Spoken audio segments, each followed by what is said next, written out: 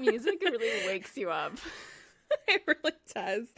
All right, everyone. Welcome back to Those Forking Fangirls. This is episode 2. Oh my gosh. We talk all things nerdy, book, TV, movies, pop culture, fandom, and Taylor Swift. And how they integrate into our adult lives. I'm Natasha. And I'm Christine. This is our second episode of our Those Working Fangirls podcast. And at the top of the show here, I just wanted to address that we're very, very, very grateful for how welcoming everyone has been to us on all platforms this past week after our first episode. We're learning, we're podcast noobs. You guys are so nice. Y'all gave us a little feedback about my mic because I was sitting really far away from it because I was blowing it out when we were practicing. I was too loud. But I got really quiet apparently during the episode because I was sitting 100 feet away from it. So the magic touch, the magic piece was the arm that you got. The arm. Yeah, I didn't have an arm. I had it sitting like on my desk. And now hopefully it's better. Y'all hear me nice? Hopefully. It sound good? Let us know. I also blew out my voice last week, and normally, like after talking for 2 hours, it would be sore. But I was also singing Taylor Swift songs all week. Like I don't mean to, and I just do it while I'm listening subconsciously. It's really hard, and so I blew out my voice. Hard. I'm gonna try not to talk as much today. I'm gonna let Natasha be the host sometimes. And if I get quiet, that's why. I need to rest it. Every 10 minutes, I'm supposed to rest it for 5. So that is what's happening there. So we want to move into our Snap, Crackle, pop culture news section. Natasha, what are we excited about this week? What's going on in the world of fangirlness? Well, first of all, today we're talking about all the toxic men we love. So that's going to be our discussion after our Snap, Crackle, Pop. Oh, yeah, I forgot to say that. No worries. I'm here to back you up. Toxic men in our lives, and not in our lives. Lol. The toxic men in our fictional worlds. Lives. Did I say that in our lives? I don't know. Did I? I feel like I just said that. The toxic men we love. The toxic men we love. Today we'll be going into. We have a list of all the toxic men we love in our favorite books, movies, TV shows. We're excited to discuss. But first, Snap, Crackle, pop culture news. Natasha, start us off. Well, most importantly, if you live in the United States, please vote. Voting day is the second Tuesday of every November, and take your right and vote, please, from Those Forking Fangirls. And this message... XO. I was like, and this message is sponsored by Taylor Swift. What were you going to say? Something funny. This message brought to you by Twilight. Yes. Exercise your right to vote. But seriously. If you're 18 years or older. It's super easy. If you're 18 years or older, fill out your mail-in ballot, drop it at one of those boxes, pop it in the mail, or go vote at your local voting station. All right. Also, read, don't make just guesses. Use the Google. That's what it's for. Use the Google or read the little handout and make your own decisions. Yeah. There we go. You can read on Google and make your own decisions too. All right. So, big news this week about Taylor Swift. Huge. Enormous. So, on Tuesday, without warning, I wake up and I have texts from my neighbor that are like, it's happening, Christine. And she had a snapshot, a screenshot of Taylor Swift Eras, the tour poster. Eras tour. Oh my gosh. It was 9:30. I'd gone to bed really late. I snapped up in bed and I got on my phone and got in line to register for pre-sale. You have to register to be a verified fan in order to get the pre-sale code in order to get tickets. And I hopped on, I was texting Natasha, frantically to get online. Get in line for registration. I had just woken up, but I was in Atlanta and it was noon. And I was like, darn it, I was here on time, but I was sleeping. What I don't understand... I was sleeping. What I don't understand is, remember what we had to go through to get Reputation tour tickets, and now I love that. Yeah. Okay, why does that not roll over? So, okay, let me explain. So, okay, to those of you who don't know, for Reputation, that tour, you would get further up in the ticket line the more you watched the music videos and the more you purchased off of her website. And being a Taylor Swift addict, that gave me permission to buy everything. I got Taylor Swift merch for my cousins for Christmas, for my friends for Christmas. Obviously got a fuckload for myself. So I was up there at the front of the line for that. I think I ended up purchasing our tickets because I got the best spot in line. You did. Me, Natasha, and our friend Kat of Catty-tastic. And then for Lover, that carried over. And Loverfest was going to happen in 2020. That was for her album Lover, and there was only two show locations. Yeah, there was Loverfest East and Loverfest West, and we got pit tickets for Loverfest West, and that was one of the best days because we had to wait online again for like hours to get the tickets, and we're just like sending screenshots to each other of us online and how far the little person is. So there's this little walking guy that like moves across a line very slowly. I was out driving this week while I was online for this pre-registration. I really wanted to tweet "This is my life now" with a picture of the little guy walking. And I couldn't because I was driving. I almost got in an accident because I kept fucking checking the stupid registration thing at red lights. I should not do it. I know. I'm like, I can't drive when I'm doing Taylor Swift stuff. It was horrible. Don't do that. She literally turned back around. She turned back around and went home because she was too anxious about it. I turned around and went home. I was supposed to go to the grocery store. I was like, I can't do this. I'm too close to the front of the line. So I think I got on at the same time as you did, and it took me so long to get through. But Christine has a more horrific side of her story. She has more. Keep going. Yeah. So, well, okay. So I got on, I think, like 5 minutes before you because I was like frantically looking at stuff before I texted you. But so this Eras tour, we didn't really give any details, but Taylor is going to be, the theme is going through the journey of her career. Through the tour, like the show's theme is going to be all of her albums, so it's going to be really cool to see what she picks to sing. And I feel like she's going to paint a story with all her songs, like I've always dreamed I wanted her to do. Because Midnights really fills in the gaps between a lot of the album stories we've gotten over the years. She goes back to all the different eras and talks about things from the point of view of someone older who's looking back, and she describes them in much more intimate detail, the stuff that you would be afraid to share. Like, it's all these taboo things that you don't really want to share when you're like insecure about them. And now she's going back and being like, yeah, I was feeling this way, and I'm embracing this part of me and this part of me and all the darkest parts of her career and her life. Anyway, I got on a rampage. Anyway, what were we talking about? Pre-registration to buy tickets. I waited in line for 2.5 hours to pre-register for these tickets. Okay, I turn around, don't go to the grocery store, go straight home so I don't get in an accident because of this fucking ticket line. And I am desperately, after 2.5 hours, I get let in, and I'm desperately trying to get the verification code to send to my phone. And it keeps saying error. So, you have to like send a code to yourself and then pop it in to like let them know that you're a real person. You know what I'm talking about? Yes. Yes. And nothing was coming through to my phone. And I kept being like, send another code, send another code, send another code. And nothing was happening. It kept being like error. And then after an hour of doing that, I got kicked back to the front. I mean, not front, end of the line.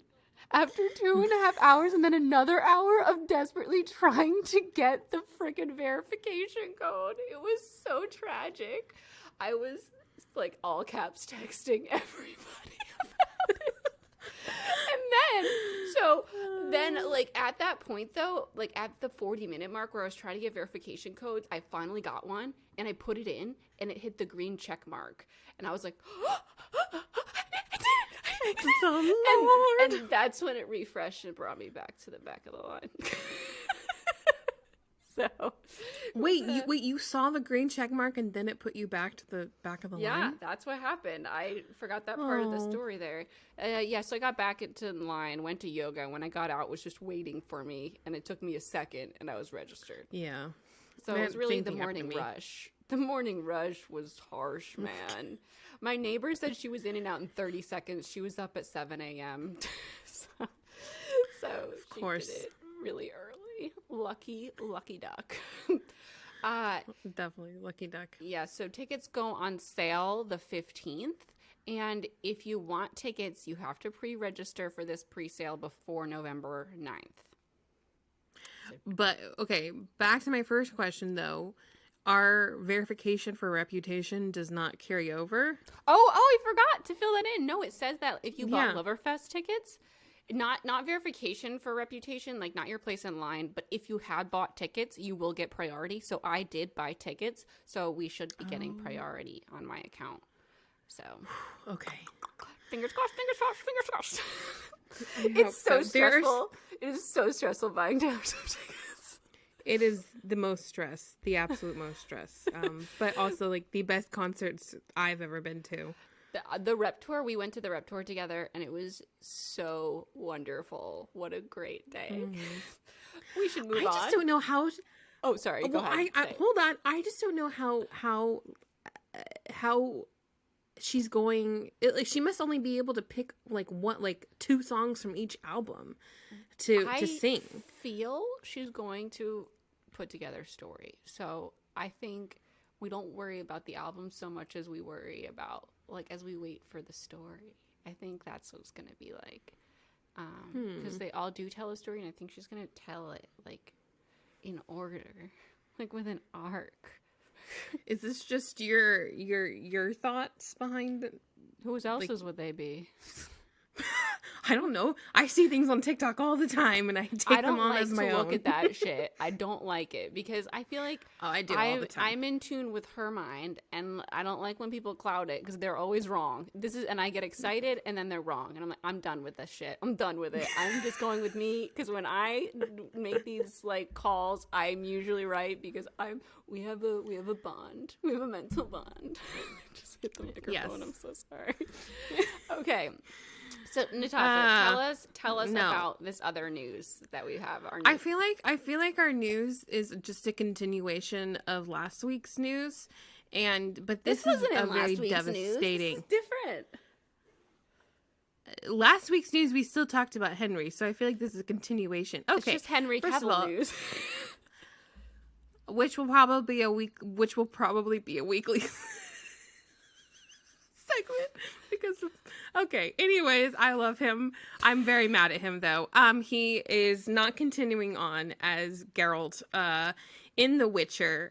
He announced this on Saturday morning, I feel, that he finished his work on season 3 of The Witcher, and that he is passing the torch on to none other than Liam Hemsworth. I could not believe this. I took a picture of it and sent it to Natasha. So upset that morning when I saw it on Twitter. I don't understand why they don't end the show when the star of the show does not want to do the show anymore. It's always bad after. There's like a couple. Well, there's a few theories. One, he's going back to DC, and I'm like, I don't care. Well, if I should just play the audio clip of me being mad.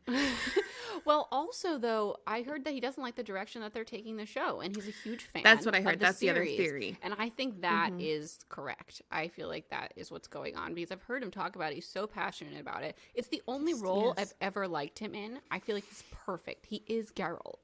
And it's so sad. It's so sad that he's no longer going to be... I don't know. Like, I don't know how to feel about it, because I mean, obviously I love Henry and everything that he does, but I think he's so great as the Witcher, as Christine had said. But I just, like, I know how much he loves this character and how, like, he works so hard to get it from book to screen, and it's just like, how is he just leaving it? I don't know. I don't understand. I just want him back. I think that they should just end the show. This is like the Vampire Diaries when Elena Gilbert was like, I need to leave the show. Just end the show. They're not happy with the way that you're doing the show. That means that the show's not going to be good anymore if they leave, because everyone's so attached to the lead. I'm sad. But I feel like there's going to be so many memes about Liam, about Gale. Yes. Can you just Gale imagine from the him Hunger trying Games to... coming in? Yes. Can you just imagine him saying, like, fuck? It's not the same. It's not the same. It's not going to be the same. Wait, what's his other thing that he says? Toss a coin. No, but I do love that song. Doesn't he have another catchphrase other than fuck? No. I feel like he says something else. It's been too long since the last season. I need to rewatch again. I rewatch it quite often. All right, let's move on. We're sad about Henry. Yeah. What you gonna do? I know. I wanted to do a little Doctor Who update since I heard that Disney Plus is going to be making it so Doctor Who can be higher quality. Yes. Did I look too much into this? No. Did I see a TikTok and send Christine? Yes. And I added it to our talk. She just expects me to know everything about it. Yes, so Disney Plus is giving Doctor Who a grand old budget to make it higher quality. A lot of people are upset about this because Doctor Who is like, it's campy, like, and it's supposed to be campy. Christine's excited about it. The thing about Doctor Who that always made it hard for me to watch it is that, like, it's very low quality effects. And I really get irked by it. And so the idea of the effects being better, I was like, oh God, yes. I've been waiting for this my whole life. I tried to watch the Regeneration special and I stopped 5 minutes in because I was like, oh, I forgot about the effects. I forgot. It hurts. It took me a while to get past that. All right, gals and guys and non-binaries, let's move on. What? Yeah, so before we dive into what right now, as Christine said last I like how you pronounced it with my pronunciation. We want to take a second to thank all of our patrons, and we want to give them a name. No, we want to list off their names. We wanted to thank everybody by name who came and subscribed to our Patreon. We really appreciate your support. We really appreciate everyone's support, obviously, but we wanted to give a special thanks to our patrons. Natasha, you want to start us off? Yes. So we have Hope, Vania, Brittany, Melissa, Nicole, Pola. Thank you to Shelby, Tyler, Abby, Laura T, Caitlin, Laura M, McKinley, Sam, Jessica, Michaela, Brooke, Rebecca, Alita, sorry if I pronounced your name wrong, Emily, Zena, Bluffer, Cassia, and Courtney. Thank you so much. Your support thank you guys so much. The world to us. And we're doing all the production and editing and putting in all the time every week ourselves. And we could not do this without y'all's help. And if you are not familiar with Patreon, we have a Patreon that you can subscribe to for extra perks. Of course, like the regular show is free, but we do extras for the people in our Patreon community. We have an extra half-an-hour show called Fangirl Tea Time that you get. You can come watch the live streams and interact with us in the chat, and other perks that you'll see on the website. We'll link it in our show notes. Yeah. So you don't have to be a patron, obviously, to support us. I think by telling a friend, rating or reviewing us on the podcast network that you choose also, like, really helps with us and engaging with us, either via email or Instagram, also helps us as well, and makes just a huge difference. So we appreciate all of your support. Yes. And we are so grateful for everyone who is listening and who's helping us here in begin our new journey. Yeah, I mean, like, it's so important right now, especially as we start off. So thank you so much for everything that you've done so far and every person you tell in your life and just everything. We really appreciate it. All right. Yeah. Well, next. Christine. Yes. What are you reading right now, or? It's time for what right now? So I forgot to talk about this last week. I've been reading all of Abby Jimenez's books, and I finished the Happily Ever After playlist, which is her second novel. and I loved it so much. So Abby Jimenez wrote Part of Your World, which I was reading and was like, Natasha, you have to read this. It's so good. And that's her latest And I book. immediately read it. Yes, and she loved it too. And then I went back, and while we were on vacation in London, we both read The Friend Zone, and then I started the Happily Ever After playlist, and they're just so funny and so good and heartfelt and has fantastic characters. It's everything you want in an amazing rom-com. And I just want to, I highly, highly recommend them. I haven't read the fourth one, so she has 4 books, because I read the synopsis, and the lead character has a disease, and I'm hypochondriac, so I feel like I would get a lot of anxiety and spiral a lot. So I don't think I can read that one. But she has a new book coming out next year, and I'm so excited. Yee! I actually picked up one of the books from one of my favorite authors, which is Olivia Dade, and she is a plus size author, and she writes mainly, I don't know if, I can't say for sure if she's written only plus size characters, but mainly plus size characters. She had a pretty popular book come out, I want to say 2 years ago, called Spoiler Alert, and the cover is like, I think I've told you about her, Christine. I think I want you to read that one. Yeah, I remember now that you said spoiler alert. Yes, and then the other one she has, like kind of in that same Abby Jimenez type of way, where it's like a character within the world. She has all the feels. That's the other one. But I just read Teach Me while I was sewing last week, and it was so cute, and it very like fun, casual, like easy read.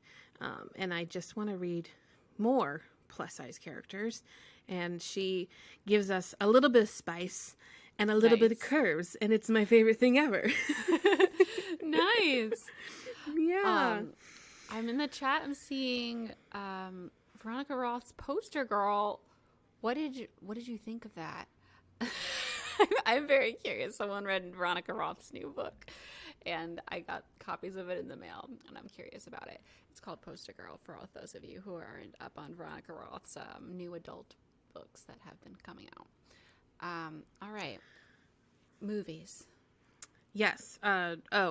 Christine, have you watched anything recently in the movies? I haven't, but I'm excited about Selena Gomez's new doc that's coming out today. It might be out right now.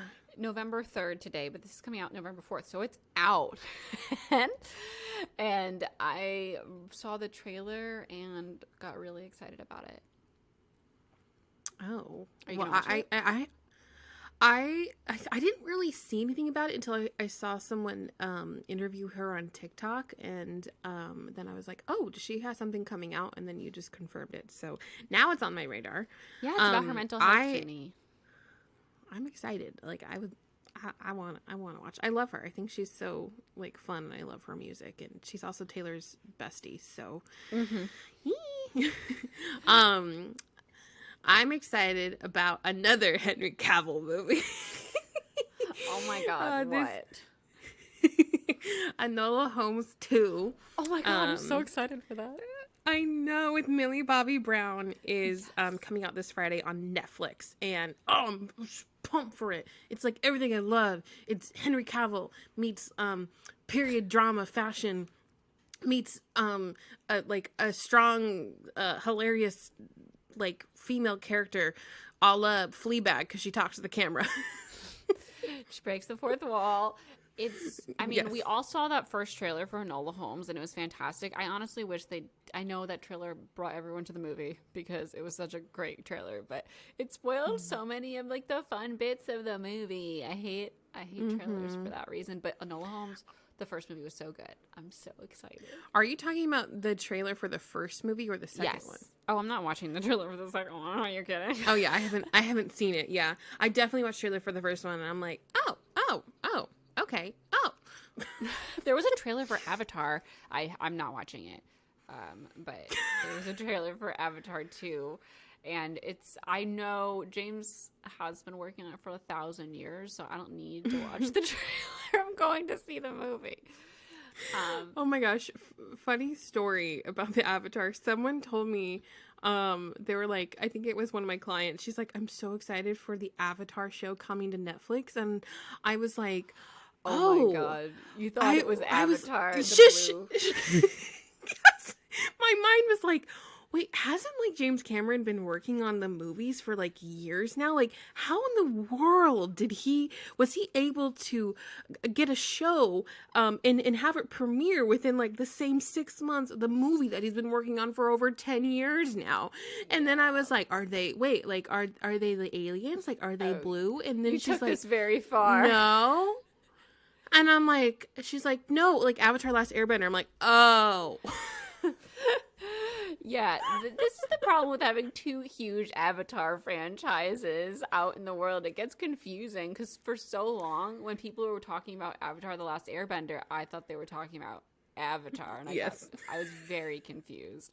But anyway, so Avatar, the James Cameron Avatar movie that he's been working on for a gajillion years, is coming out over Christmas, I think. So there's a trailer. December 16th.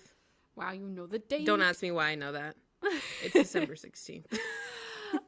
Okay, let's move on to TV. What have you been watching? Okay, I didn't think I would have anything for this because I truly haven't had a lot of time to watch TV, but I did start Miss Scarlet and the Duke on Masterpiece Classic. And you know how I love my period dramas, Christine. Yes, I've never even heard of this. Okay, I saw it. Okay, usually when I do like my period drama roundups on the talks and the Instas, a lot of people are like, oh, you should watch this, this, and this. And so people had mentioned this when the first season came out, and I was like, okay, it's like a detective like show. I don't know if I really am into like a detective show. And then I saw a TikTok with like the two main characters, Scarlet and the Duke. He's not really a Duke, he's a detective. His name is Duke William something. The chemistry these two have is... Wait, what period of life is it? It's Victorian age. So it's kind of like Peaky Blinders. That's not Victorian, is it? They're Peaky Blinders after the First World War, so that's like in 19. Oh, you're right. Oops. 20s. Sorry, it is Victorian. It's Victorian age because they have the bustle, but it's not like it's like the end of Victorian. It's like going into the industrial, like the 1800s era. Yeah, late 1800s, like 1880s, I think. Okay. Alex was relating it back to Peaky Blinders, so that's why I brought that up. But I know my time periods. I know some time periods. No, so the chemistry that these two characters have is like off the charts. This guy who plays the Duke, so it's steamy, or is it like slow burn? No, it's like no slow what? burn. It's like it. It's like it's like a classic like cop drama where you have two main characters and every episode is like a new case. Not my favorite thing. It's a cop but drama? I do have to say, I thought this was a romantic timepiece.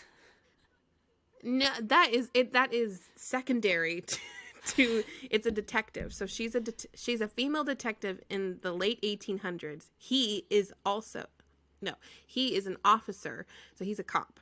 So this is rare that she'd be a detective because she's a woman in this time. Okay. You explained this all backwards. I got very confused. I was telling how I got interested. So I saw like this scene on TikTok where it was like the two of them bantering and like arguing with each other.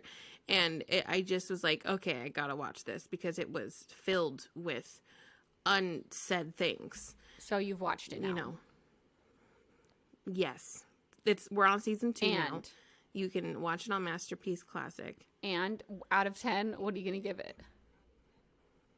1 being the worst. And 10 I would probably being give it I would probably give it an 8. I'm just waiting for these two to get together. That is, but it's much episodic. The reason why I'm watching it. It's episodic, not overarching. Yeah, I'm not a big fan of episodic shows. That's another reason why Doctor Who was hard. I didn't. Yeah, that's why I initially didn't want to watch it, and then I saw the scenes, and it goes by really quickly. It's like only 7 episodes or 8 episodes per season, but it's such a good, like, slow burn, bantery type of book drama situation. And the guy looks like a young Hugh Jackman, and he has a Scottish voice, and he's really hot. Nice. What have you been watching? I got really excited this week because The White Lotus is back for season 2.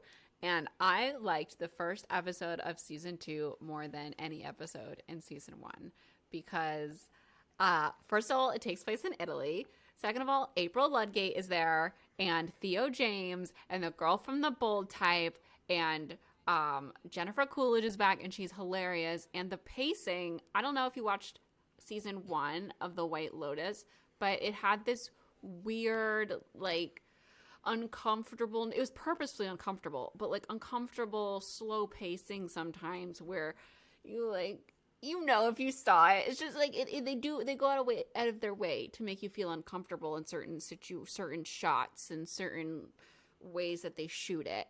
And that pacing weirdness that almost made me stop watching because it reminded me of what is that show, Twin Peaks. I can't watch Twin Peaks, it irks me.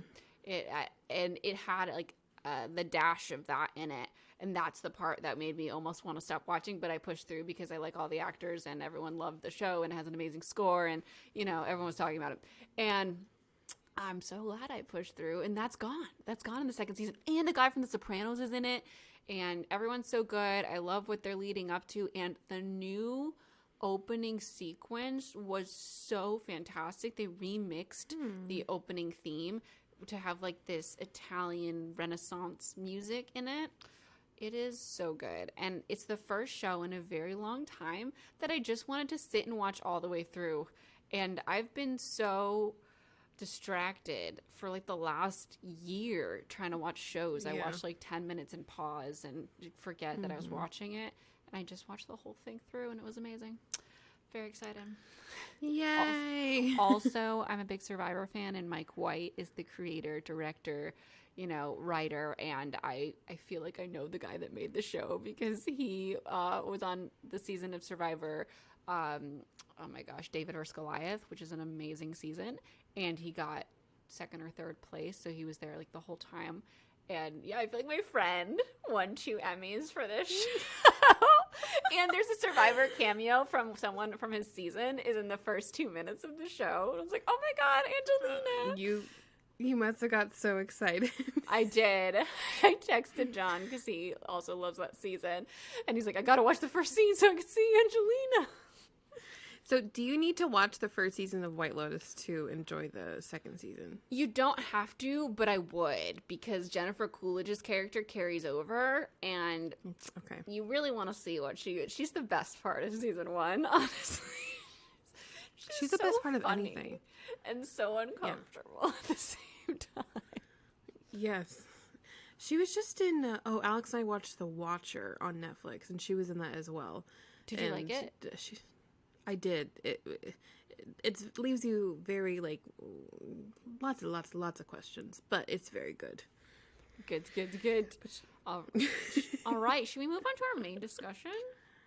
Yes. Yes. Oh, yes. I'm very excited about this. Toxic men we love. We love to talk about toxic fictional men. I don't know about you, but it's one of my favorite discussions that we have.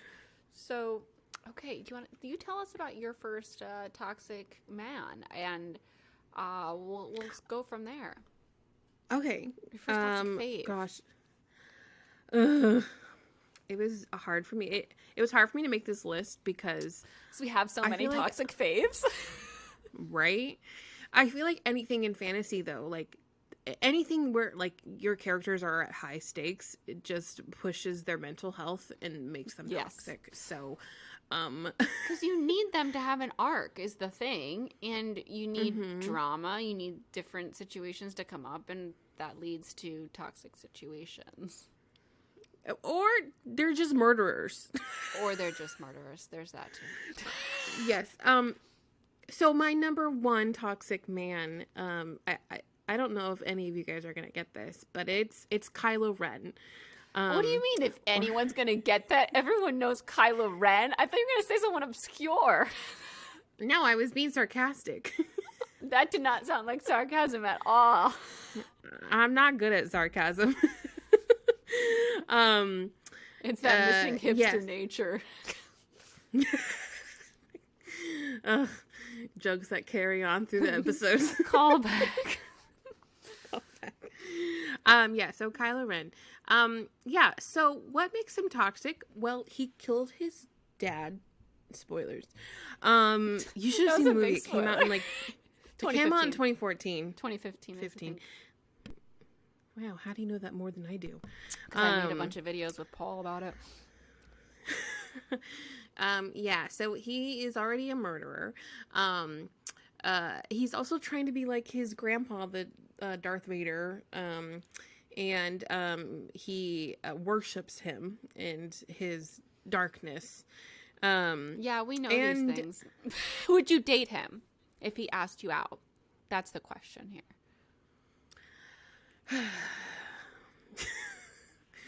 Kylo Ren walks up to you with his stupid helmet after like destroying a wall because someone dropped his ice cream, and he asks you out to dinner. What do you say? Here's the thing. I don't think I would say yes in the situation because I think I would like to be stronger than that. But let's put it in a different scenario where, let's say he's so angry he comes up to me and he just like kisses me, then I would be so down. You know, if that passion would translate. Because I don't think that you don't want to chat. He wouldn't like slash a wall. No chats. He would like slash a wall, and I would want that passion to continue over and be directed at me, but in a romantic way. So yeah, so you want him to like throw his lightsaber to the side and like ravish you against the wall that he just slashed up. Yes. But like no talking. Do you want the helmet? Oh, obviously you can't have the helmet if he's kissing you. Well, the good thing about, like, I love Reylo, and the great thing about Reylo is that they're, like, enemies to lovers. And there ain't no way I'm gonna be... Yeah, there ain't no way I'm gonna be an enemy to Kylo, because I love him so much. So, Yeah, I mean, that's why I wanted to watch those movies, because I was so invested in Reylo. I love a romantic line running through, and even though people in the beginning were like, that's not gonna be romantic, I was like, no, there's something. And there was, just like all of us thought. Like a lot of other people, like Star Wars fans, were like, no, that's stupid. And I'm like, it's not stupid for me. I'm like, you don't know what's brewing, sir. This is going to be the greatest thing ever. I see the romantic line. I'm an expert at spotting it from afar. The amount of fanfics I've read of those two is ridiculous. All right, Christine. All right. Who's one of your tucks or your number one? My number one has to be Damon fucking Salvatore from The Vampire Diaries. Oh my God, I love him. I've been rooting for him since the beginning of the show. Mm-hmm. And once he started to have his arc, I was just like, oh my God, he's just so wonderful. He's just like the best character ever. I pushed redemption Delena so hard, and when that happened, oh my God, it was just like season 3 and season 2 are so good because of Delena. So the problem with Damon Salvatore, if you don't know, he is a vampire, and in the beginning of The Vampire Diaries, he's kind of the villain. He's the brother of the original love interest, Stefan Salvatore, who's like the very nice guy, boring person, love interest. No offense to Stelena fans, I'm sorry. But isn't he kind of boring in the first season? Yes, he is. I just rewatched it. So boring. And then Damon is this like dark, brooding brother who comes in, and you realize that he was in love with the same girl that his brother was in love with, and it's happening again. It's amazing. And the problem is that Damon likes to murder people quite a lot. Like, he'll just do it. But he also doesn't just murder random people. No, like, he kills... Except sometimes. He likes to get back at people, the people he loves, by killing people that they love. Yikes. Mm-hmm. But, like, sometimes he just murders people to prove a point. Mm-hmm. And they're teenagers. I was finding myself rewatching Vampire Diaries, and I'm like, you know what? Me as a 15-year-old watching this, I was in love with him. Me as a 28-year-old watching this, I still love him. However, I now see all the flaws. I used to be like, oh, it's fine. He's doing it for love. He'll change. Okay, I was a little older than you. Yes. So, like, I knew he was very problematic, but I was like, he has a good heart. He's changing. He's trying. He loves Elena and he cares. And he does. And he goes through a beautiful arc on that show. Like, beautiful. He really does. Beautiful arc. And yes, he's a murderer, but you know what? Fictionally, I forgive him. Would I forgive him in real life? No. On the show? Mm-mm. Yes, please. Yes. Would I date him if he came up and asked me out? I would be very suspicious because I know he's in love with Elena. And I would feel like his Caroline, which is a character that he kind of just uses and abuses. That part, yes, I forgot about that part, and I was like, ew, I don't like this at all. Yeah, that was before his redemption arc. But yeah, if I was hopped up on vervain, which is what they're allergic to, and I had like a steak in my pocket that he didn't know about, and if Stefan was there, I would like have dinner. But I don't think I could take it further than that. I know him too well. I just like to admire him from afar, be in love with him parasocially. I really want to know if like you'd ever date anyone on this list. Oh, like I would definitely. Do you want to know who I date on this list? Yes, let's talk about them. Okay, so my favorite, Jace Wayland. Oh, I love him so much. And he's from the Shadowhunter series by Cassandra Clare. And the first time you see him is in City of Bones. And he's pretty immature and sometimes annoying, but hilarious. And he grows and it's just like the sweetest, most wonderful, hilarious young man by the Dark Artifices series. He's like 23 to 25, I feel like, through that series. And every time he's in a scene, I'm like, oh my God. I love him so much. I get so giddy. Like, please date me, Jace Wayland. I fucking love you. He's very like, lithe. He's very spry and he's very good at fighting and he loves weapons and he's very sarcastic and it's hilarious and great. Mm-hmm. Yes. He's very into Clary, though, so. Very. Which is I feel like I would only date one person on this list. Who? Maybe two. Who?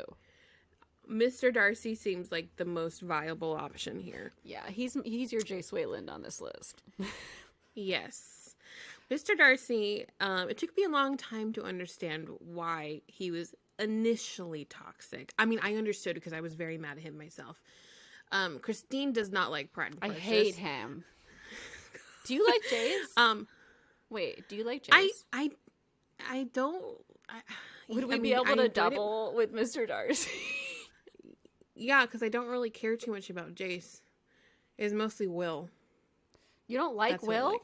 Oh. No, I like Will. No, I mean, but you like Jace. You didn't hate him at anything. Some people hate Jace. No. Okay. No, I don't hate Jace. Okay. Yeah, so well, Mr. Darcy is supposed to be like he's both Darcy and Lizzie are supposed to be prideful and prejudiced in their own way. Mr. Darcy just arrogant and he thinks he's like the best of the best of the best, sir. And and because of that, he learns his lesson because he gets humiliated by the person that he loves the most, and he's able to change because of his love for Lizzie. Yeah, but the way he goes, excuse me. Just because. He's rude and he's just there. He is rude, and that's why I like him. Jace is rude too, but like in a funny way. And I never laugh at Mr. Darcy. He's so serious. I feel like if someone did, because of how I am in real life, if someone was that shy with me and just like outward was like, I love you, I would be like, okay. You need to show me why you love me, and then we can maybe talk about engagement afterwards. Because that's basically what he does. He just like ambushes Lizzie with his love, and she's like, back off, motherfucker. Well, does she like, you've insulted my sister. What? Does she do like a why do you love me? And does he respond? No. The whole reason when he like confesses his love to her, she had already found out that he was the one who told her sister's soon-to-be betrothed that their family wasn't worth it. So he had ruined her older sister's chance at marriage. Yes. Oh, and then he goes to explain why her family is embarrassing, and then says, but I love you and you make it worth it. And she goes, why would I want to marry you if you've disrupted my sister's only chance at marriage, and now you've called my family embarrassing? And he never really apologizes, jerk. He does in the way that he saves the day at the end. Like his actions speak louder than words, because he ends up like saving her family from ruin. Ugh, ruin. This is why I have trouble with period dramas sometimes, because it's like, oh my god, she wore the wrong outfit. Ruined. Oh my gosh, she touched a boy's hand. Ruined. Imagine if you lived back then and those were the stakes that you had to go up against. I would be such an obnoxious rebel, and I would get ruined over and over and over again. Be like, screw this, it's stupid. I'm eating with my other fork. Ruined. Who do you think is like the most toxic of toxic on your list? Okay, let's see. Who is my most toxic man? Tobey Maguire in Spider-Man 3? No! I was just kidding, but I did weirdly all of a sudden was like, wow, I really like this dancing Tobey Maguire. You mean his weird, like, finger gun things? Yes. I all of a sudden was like, wow, I kind of like this version of it. With the eyeliner? Yeah. You know, I'm a sucker for guyliner. I really love, I didn't put him on here, but I really, really love Jack Sparrow. And I was just thinking about that. I harbored a very big Jack Sparrow crush for years, and I really shipped him with Keira Knightley in the second movie. Really wanted them to like have a weird pirate romance. They had like a very, very subtle one. I loved it. Anyway, my okay. The most toxic person on here is definitely Villanelle from Killing Eve. She's the serial killer. Yeah. And I'm like obsessed with her. Like, I love her. If she's not like, when she and Eve have the most amazing sexual chemistry. Like, you could cut it literally with a knife. She stabs her. And I'm still like, please date. Please run off together. I fucking love you guys together. And I just love her clothes. I think she's the coolest. I want to cosplay as her. I love her. And she's very, very, very toxic. She literally just kills people and doesn't care. She sets up beautiful art pieces of their death. I also love her art pieces. Like, wow. I need to catch up with Killing Eve. The fourth I really season need to catch up with that show. I don't like it the way it ended, but the first two seasons, perfection. Yeah, the first one's great. Yeah. I don't think I can say toxic? My most toxic. We need to know. I can't. but I can't because it will be a spoiler for people who haven't seen the thing that they're in. Okay. Second most toxic. Yeah, so my second most toxic is probably the Darkling. Right? Yeah, I never liked him. He's terrible. I like him in the show because of Ben Barnes, and that's the only reason why. But I did feel it in the books. A lot of people felt it in the books, and he committed like a mass genocide, I feel like, in the books. Mm-hmm. Yeah. He's pretty bad. We're moving on. I think he's worse than Villanelle. I think we should kind of like hop around through our list so we just at least mention everyone on the list. I've got this one started off toxic, but I think he redeemed himself fully, and that's Iron Man, Tony Stark. I love him. I know he's too old for me, but if he asked me out, I'd go. In that same vein, I would say the Winter Soldier, but like when he has long hair. You know what? It's not his, but it's not his fault. You know, like Tony Stark made himself that way, and Bucky had it done to him. And the only reason why he's toxic is because of these like 12 words that make him into a serial killer. So it's not his fault. That's the only reason. Just like 12 words that make him into a serial killer. But other than that, he's just amazing. Yeah, and I just love his long hair, so that's why I said the Winter Soldier, not Bucky Barnes, because I like his hair long. You did not like him on the Falcon and the Toy Soldier. Falcon and the American. Toy Soldier. What is the show called? The Falcon and the Winter Soldier. Oh, that's just so literal. Yeah, it is. No, I liked him on that. I think that was honestly the weakest show out of all the Disney Plus shows. It was. So. It was for sure. Can confirm. Weakest show on the Disney Plus. We do have we have two overlapping. Oh, actually, I didn't put Damon on mine, but we have one overlapping. Damon Salvatore on your toxic list? Well, you were going to talk about him, and I was like, agree. Yeah. Well. Also, Ian Smolderholder. I just, like, I don't know if someone was playing him that wasn't Ian. I don't know if I would have loved him as much, because I was already in love with Ian from Lost. When they killed off his character, I was very upset. He was also, like, the actor that I had just pictured in my head for literally any person that was, like, tall, broody, and dark. Rysand. He was my Rysand. Yeah, Rysand. And then my Rysand changed to Finnick Odair. What's his name? Sam? Is Finnick Odair's name Sam? Sam Claflin. Sam Claflin. Yes. Yeah, it merged into him pretty quickly in the second book because he just looked like him in my head. He's got that smirk. He's got that, like, a little lighter of a smirk than Smolderholder. Smolderholder has a really dark smirk. He does. I have Rysand on my list because obviously initially you think he's toxic, and then you're like, oh no, I love him. And then in the later books, then you're like, why are you keeping this stuff? It's a secret, sir. It's a little manipulative. Wait, who are you talking about right now? Rhys. Oh, Rhys.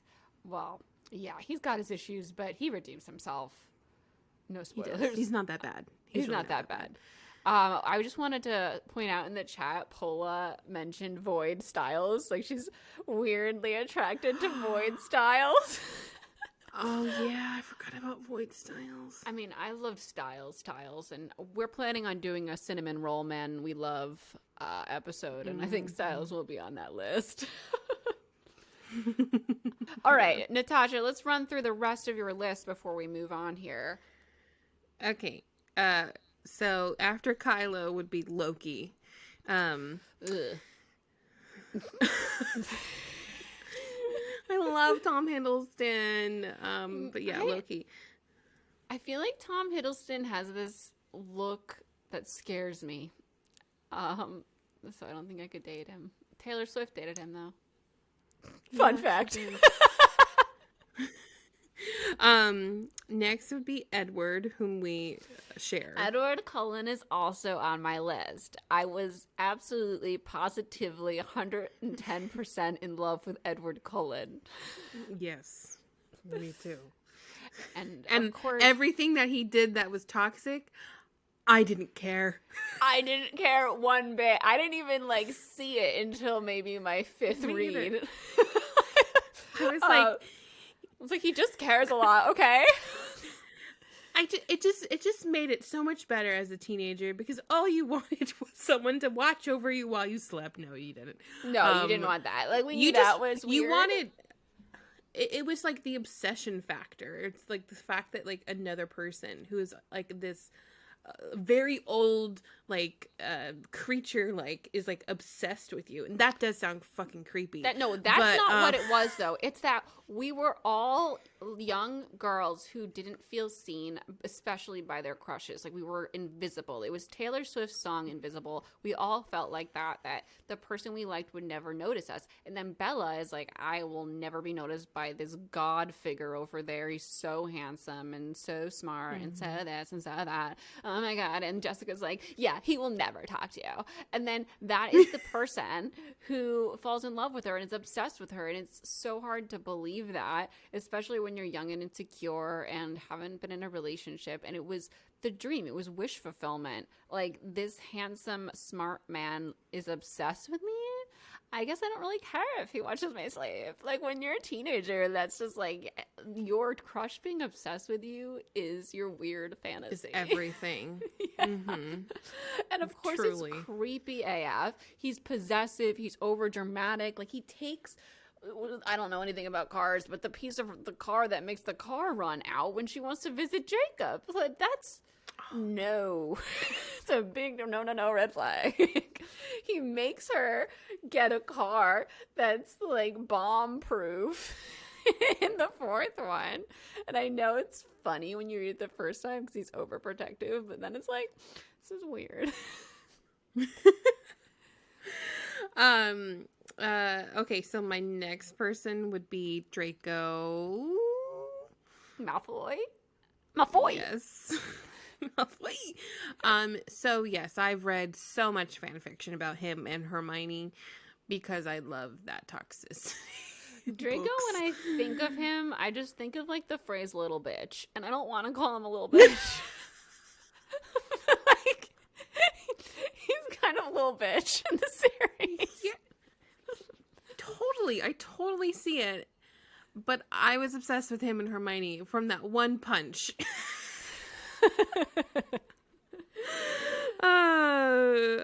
Chrissy, what are your next 5? Cockroach.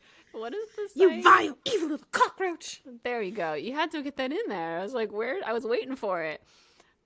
Next on my list, just hopping through, we have Sawyer from Lost. And I didn't like Sawyer at first, but fourth watch, I was a little in love with Sawyer. I ship him really hard with Juliet. And yeah, so he's a con man. And he's killed people, but he has a heart of gold, okay? He does have a really beautiful redemption arc if you watch Lost. Truly. And truly, I have Boston Rob from Survivor, who's a real person, and he's definitely problematic, but I root the crap out of him. And he also has a heart of gold, but he can be an asshole. Not Boston Rob. Yeah, Boston Rob. Everyone in the chat. I can't connect here. I love Boston Rob. He's my favorite Survivor. I'm obsessed with him. When he made a joke saying that he was going to come back for Survivor season 50, I was so excited. I texted everyone because I thought it was real. And me and Olivia both love him. Olivia's my sister, and we're both obsessed with Boston Rob. When he's in a season, I am out of control. Me in front of the television just screaming because I want him to win everything. Yeah, I posted it to my story when he said he's going to be on Survivor season 50. And then someone was like, Christine, that's a joke. There's a football player that retired and came back, and he's making a joke. But I think a lot of people probably didn't follow football and followed Rob and didn't get it. And if he doesn't come back for season 50 now, I'm going to be pissed. What does he look like? He's older now, but in his youth, he was a very attractive man. He looks like an Italian. He wears a black tank top and red shorts and a Boston Red Sox hat. That is his Survivor uniform, and he married Amber. He met Amber on the show. They're the Survivor romance couple. They're the only Survivor love story that has really panned out. They won together. He proposed at the finale show. They have 5 beautiful girls together. Wow. And I love them. I love their story. They both came back for season 40 because it was all winners, and he has won a season and his wife has won a season. It's amazing. So anyway, season 40 was perfect, and if you want to watch Survivor, I can make a list on Patreon of the best seasons to watch so you can catch up and watch with me. I'm a super fan. I need to watch. And on the rest of my list here, I've got Adrian Ivashkov. I've got Bellamy Blake from The 100. Love Bellamy Blake. Did you like Bellamy Blake from The 100? I don't think I watch enough of the show to have an opinion, but I do love that they're married in real life. Are they still married? Yes, they are. I forgot about that. Yeah. He and Clark from the show are married, which is adorable. They're both Australian. And Kaz Brekker from the Six of Crows series. He has a lot of issues to work through, but I do really like him. And then I have Knight from Addie LaRue, who is... Oh. Yeah. I forgot about Knight. Yeah, he's very weirdly attractive, even though he's... That was a weird... Big, terrible. He's big, terrible. That was a weird thing to like, and I was like, I want her to be together, but I want to see the years where they were together in the book, but we don't really see them. We see glimpses. Yeah. If you've read The Invisible Life of Addie LaRue, that's what we're talking about. And it is an amazing, amazing novel by Victoria Schwab. And, no spoilers. So, Natasha, top us through the rest of your list. I only have 2 that I didn't mention. Damon from House of the Dragon. I need to finish House of the Dragon. Yes, you do. Yeah. So, Matt Smith... I've finally realized that he is... I knew he was attractive in The Crown. I definitely liked him in The Crown. But then now he's playing this character that is wow. There's a lot of man. There's a lot of man energy coming from him. And I'm here for it. Energy. Testosterone, is that what you're thinking? Lots of testosterone. Now, towards the end of the season, I'm not going to say anything, but... Yes, no spoilers. I am excited to see. I'm not going to say anything. Yeah. Not Aemond. No. No. Guys, y'all, are those spoilers? Don't say anything. They said Matt Smith is one of those guys you need to see in action to get the attraction. I don't think I've ever heard a more truer statement than that. Yeah, you really have to watch him as the Doctor and then fall in love with him. I am. Yeah. Well, I didn't, but now I am. I shipped him with Amy. And the next is Halbrand from the Rings of Power show. Don't know. And oh my gosh, he is my new favorite. He's my new favorite of all the favorites. I thought something bad happened. You're like, oh my gosh. No, you need. The thing is, okay, he's your favorite of all the favorites. I need a pedestal here. You need a pedestal? Go ahead, step onto your pedestal. Everyone needs to watch The Rings of Power. There are not enough people watching The Rings of Power. And we have to wait 2 more years for the second season. Can I just say that Brooke in the chat said sneaking suspicion we just located Natasha's actual most toxic man.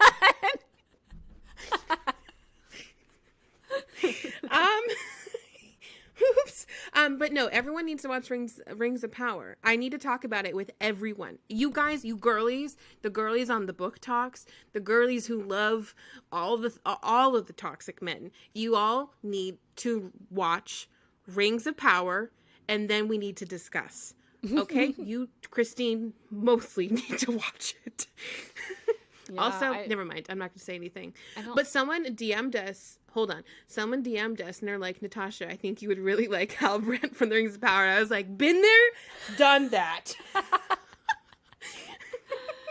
Oh my God. Yeah, so I don't really love Lord of the Rings. Like, I can appreciate the appreciation of it and how people love it. This is different than Lord of the Rings. I know. That's why I haven't watched it yet, because I didn't love Lord of the Rings, the movies. So I gotta push through, just like everything else I haven't watched yet. I want to watch it, but it's hard. It's hard to push through my stupid little preconceived notions. It's all about the ladies, and there's so many lady characters. I know. I'm very excited, because that's one of the reasons I didn't like Lord of the Rings, because I was like, where are all the women? What is happening in this world that there are no freaking women, except for like the creepy elf characters that don't get to go on the journey? I just picture that lady like, you know what I'm talking about? In Lord of the Rings, there's that one lady, and she like throws her arms down, and she's like, ah! You know what I'm talking about? She's wearing like a white outfit, and the film goes. Oh, you mean Galadriel? You mean Galadriel? You mean, oh my gosh. Only woman that's burned into my mind with Lord of the Rings. I know there's the lady that's like, I am no man, and I like her, but she's not a lead character. Come on. When people use her as an example, I'm like, she has 5 minutes of screen time. Please. No, she doesn't. She has more screen time than Arwen does, at least. Who's Arwen? Oh my gosh. Liv Tyler. Oh, I know. None of the women have screen time. Because they're not in the movie. They're not a main character. Well, technically, Arwen didn't have any speaking parts in the books, and they made her actually have like things in the movie. Oh, thank God. Is there anyone else on your list before we move on? No, that's it.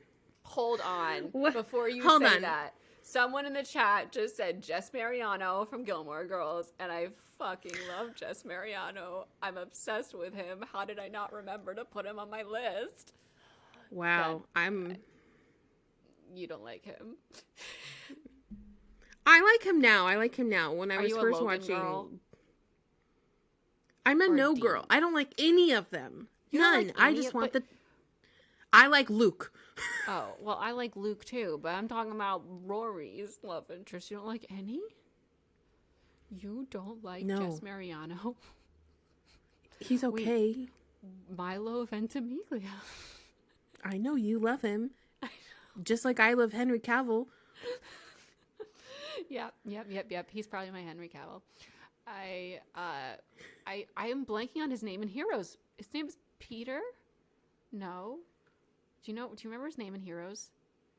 I want to say Peter Fasinelli, which is not his name. That is Peter Fasinelli. Peter Petrelli. Peter Petrelli. It does sound like Peter Fasinelli.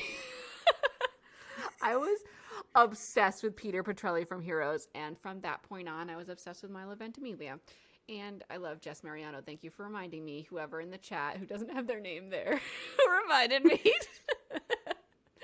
Okay, back to what we were saying about Fangirl Tea Time. Natasha, tell us about our Patreon tiers. Okay, so we have 3 Patreon tiers. We have Team Jacob, and then we have Team Edward and Team Polis Bananas. If you subscribe or if you support us through Team Edward or Team Polis Bananas, you get to listen to the extra long show, which includes Fangirl Tea Time, and that will be our Fangirl XL episodes, and that will be available to you through and on Patreon. Fangirl Tea Time, we talk about just more personal things, stories that are happening in our lives and such, and more intricately personal stuff that we don't want to necessarily broadcast everywhere, but we will share with our more intimate listeners. And so let's move on. Next segment. We're running long. Okay. Fuck, marry, kill of the week, y'all. Let's rock this.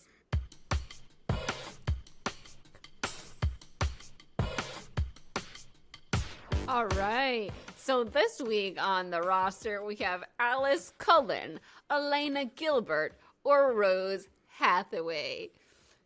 Kiss, marry, cliff, fuck, marry, kill, whichever you feel more comfortable if you don't want to curse. I've already cursed on this episode. We've cursed a lot on this episode. Okay, somebody recently commented on a YouTube video of mine saying, "What is this potty mouth, Christine? Where's the Christine that used to be clean?" And I just commented back being like, "I've literally always been this way. I'm so confused." I've only recently been this way because of outside forces. Anyways. Right. Alice, Elena, Rose, what are you doing? Our vampire ladies. This is too hard. Okay, I will. Okay, I'm gonna marry Alice because that's smart. Because she can see the future. She would be amazing as a partner. Yes. And we would just have our own like fashion TikTok because we love fashion so much, and I would make the clothes, then like we would both wear them and then like do transitions and stuff. I can just see our future. It would be amazing. I'm going to Cliff, Elena Gilbert. Sorry. It's understandable. Yeah. And then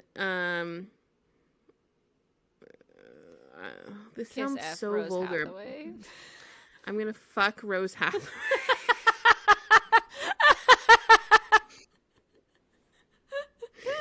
I think if any I family agree. or friends are listening. I agree. I would marry Alice because we'd have a wonderful, beautiful life, and she's good at all the things I'm not good at. So she would like make all our clothes and like make our house beautiful and make everything so aesthetic. And also let us know when something was going to come up. She could also turn me into a vampire if I wanted to live with her forever. And then we've got get Alice away from the Confederates. Someone in the chat said. That's a good point. And then I would murder Elena and yeah, kiss Rose Hathaway. She's a fun You didn't gal. even say it. You're the one who has the potty mouth. Say it. Well, you said it already. Fine. Fuck No, Rose you Hathaway. say it. It sounds mean almost. It sounds like fuck It does. Rose. But yeah, I wouldn't want to interact with Elena Gilbert, even though I root for her on the show. I only wrote for her on the show because I want to be her. I guess because of Elena. Yeah. Okay. So, before we move on to our next segment, we want to let y'all know, it's the chapter, we're going to be talking about ACOTAR. Chapters 1 and 2, we're doing a read-along of Sarah J. Maas's book, A Court of Thorns and Roses.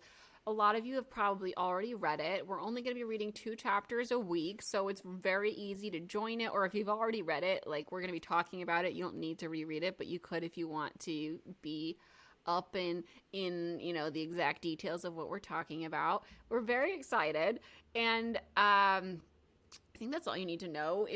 You'll never be spoiled though, because it'll be at the end of the show, and I feel like it'll take a very long time for us to get to anything spoilery anyway. Yeah. So I feel like this is just going to be like a synopsis. It's not going to be a synopsis on my end. What are you talking about? No, I mean, because it's like only the first 2 chapters, so it's going to be a discussion, Natasha. I am a book discusser. Don't you worry. Okay? All right, so we're going to move into our final segment, and I'm so excited. I love talking about books, obviously. Let's do this. ACOTAR, chapters 1 and 2.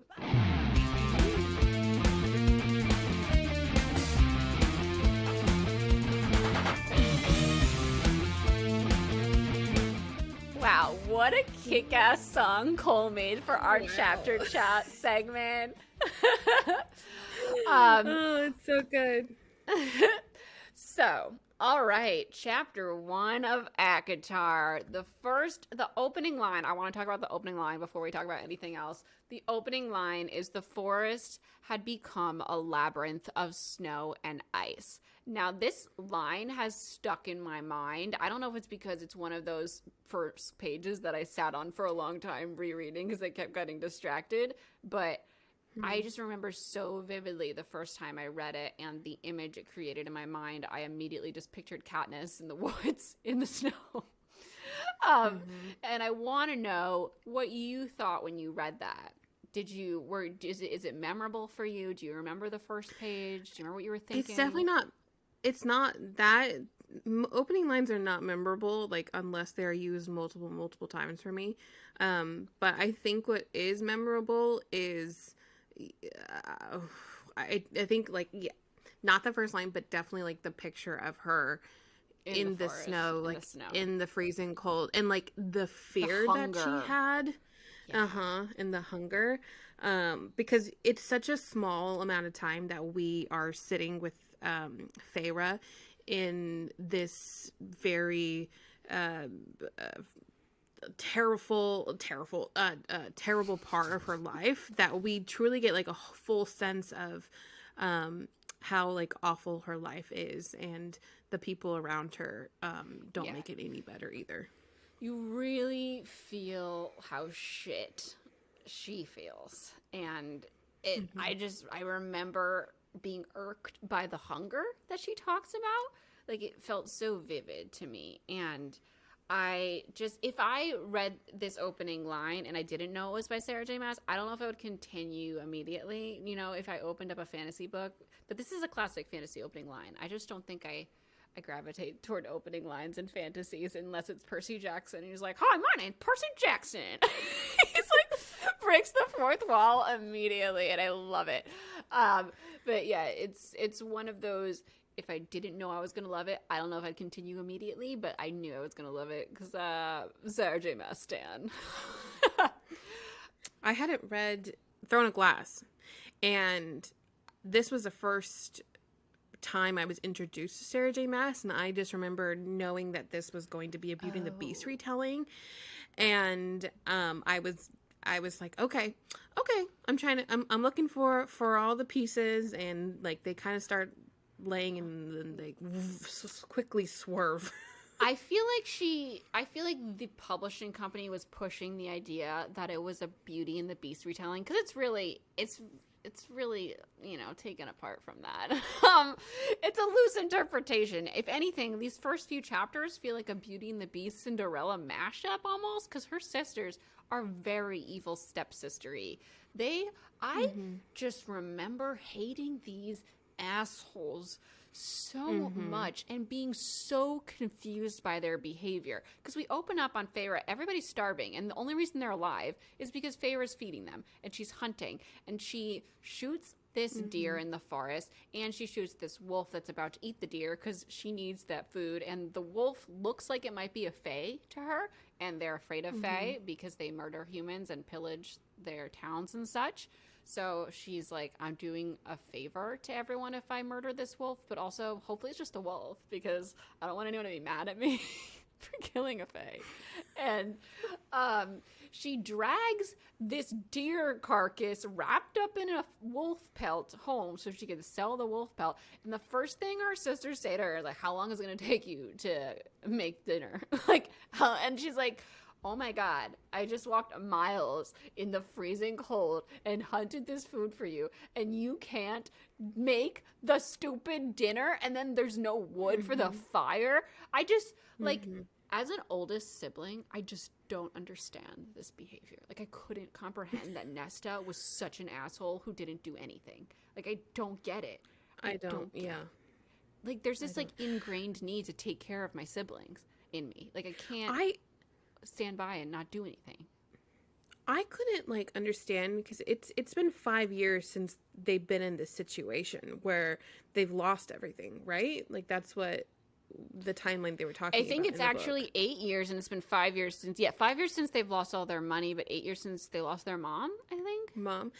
So I feel like when I was reading this, I had gone. I mean, and I'm similar. I've been through that situation where like I lost a parent, I lost my house, I lost everything, and you're going on 5 years now in this same situation, and you haven't become accustomed to this way of life. They're like holding on to it so hard. Like why? I just and like during those times at least, you know, there's you can't do anything but survive. And I just like how much is Feyre doing to have to have them continue this mindset that she's going to do everything for them and they're not going to do anything for them. Like honestly, like she's perpetuating this state for them because she does love them so much.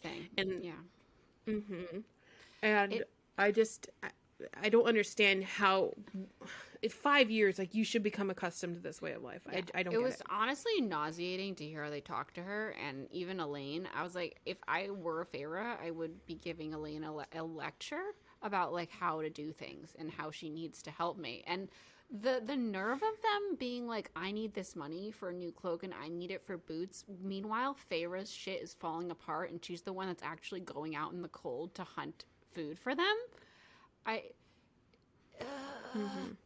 It's just hurt me. It hurt me reading this. And then, so I forgot about Isaac Hale, long lost relative of Rosalie Hale. I do remember reading this and being like, oh my god, this is the Twilight reference.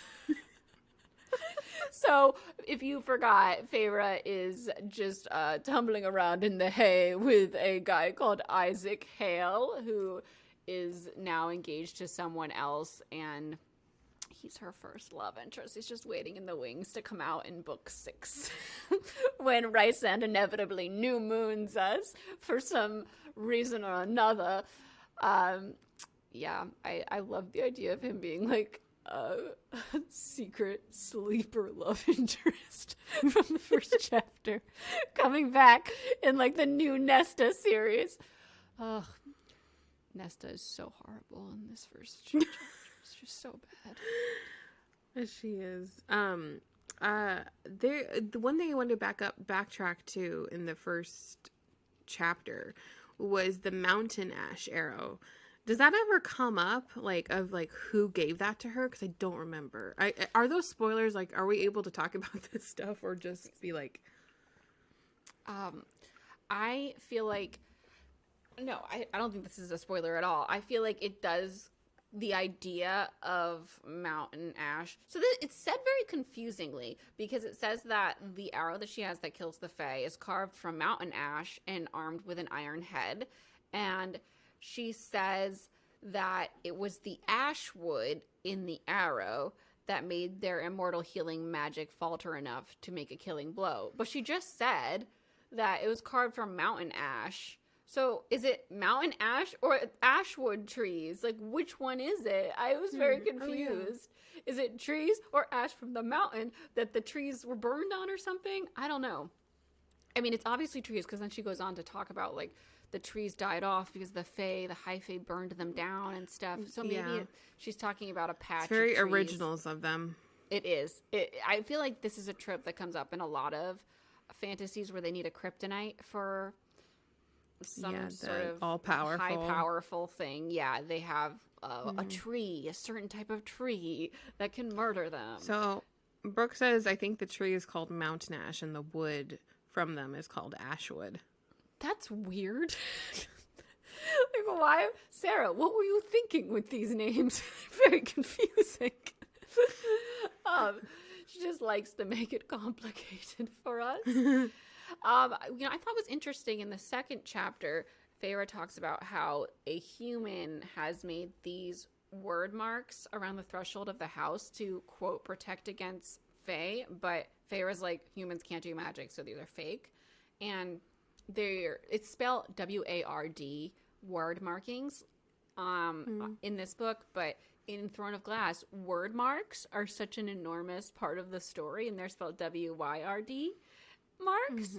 I think it's just interesting how Sarah separates the two worlds, but there are very similar words, but she like spells them differently, and it makes me think, are these linked? Is this like we still don't know for sure how exactly the worlds are linked, but I feel like it's coming together more in her new adult series that is out, the Crescent City series. I feel like it's coming. We're gonna see how everything's linked. I feel like some of the Fae from this world, from like the redheads, I feel like they're in the Crescent City world. I haven't finished the second book. Please don't spoil me. I'm now regretting bringing this up. Anyway, word marks are in both series. Just observing. Okay, Nesta also has a love interest, Tomas. I feel like this might come up in further books. She talks about Tomas, but why do these humans even matter? Why are they coming back? She's in love with Tomas. And when she said she was in love with him to Fair, I just laughed. I was like, you are not in love with anyone except nothing. Elaine, I don't know. I feel like she doesn't have the capacity to love at this point in her life. She's so bitter and so mean and cruel. Mm-hmm. I mean, she does get redeemed. It takes a while though. True. It takes a while. Feyre is bitter AF in this chapter. She's like, I don't know who's worse right now, Nesta or me. And I mean, she's bitter with good reason. Nesta is just being an asshole. She explains it, right? But I feel like there's nothing that can redeem her. Like, she just has to ask for forgiveness with the way that she treated Nesta? Feyre, yeah. Yeah, she eventually does, but it takes a very, very, very, very, very long time. Lots of steps. Lots of fucking steps. Literal and figurative steps. Okay, before we end this segment, is there anything else you wanted to touch on in these first two chapters, Natasha? I think we covered everything. I'm just like excited to be back in this world and me too. Relive this first book again, because I feel like at the end of it I was just so like emotional. I was like, I don't remember half of the stuff that went down, so it went by so quickly. I didn't like Beauty and the Beast, and that kept like, I don't know, making me separate from this story, and I couldn't connect to Tamlin, so I'm excited to reread it now with more perspective. Because I did not understand why she liked Tamlin. Now it all makes sense. I mean, it makes sense why I didn't like Tamlin. But, yeah, I'm excited to keep going. And it ends on a very hopeless note where her father is trying to encourage Feyre to let Nesta live in this world where she's going to marry this guy and have a great life, even though the guy doesn't have any money and Nesta thinks she's going to be rich again. And it ends with Feyre just being like, there's no such thing as a better world. Even though she's about to go into a better world ish, kind of ish. Emphasis on the ish. Yeah, that's our chapter chat this week. Next we're going to be reading chapters 3 and 4 of ACOTAR and discussing those. Very happy to be in the SJM world. Thank you all for listening today. We're about to go record our Patreon only Park Fangirl Tea Time. We're very excited about that. But before you go, we just want to thank you for being here. Let you know that you can support the show by just following us for free on your favorite podcast app, by rating us and reviewing us on those podcast apps, by telling your friends in person about the show, or check out our Patreon if you're interested in our other perks. The link is in our show notes. You can also follow us on Instagram, TikTok, and Twitter to get to be the most up to date with what our podcast is up to. And if you need to reach us, you can always email us at thoseforkingfangirls@gmail.com. And we also have a website, which is thoseforkingfangirls.com, which will house all of that info and also in our show notes. We have episodes coming out every Friday, and we are so excited to connect with our community in such a new and different way. I'm Natasha. I'm Christine. And we and will that see you was guys. those forking fangirls, and that's the way the cookie crumbles. And we will see you next week. Bye, guys. Bye. Oh, Phil.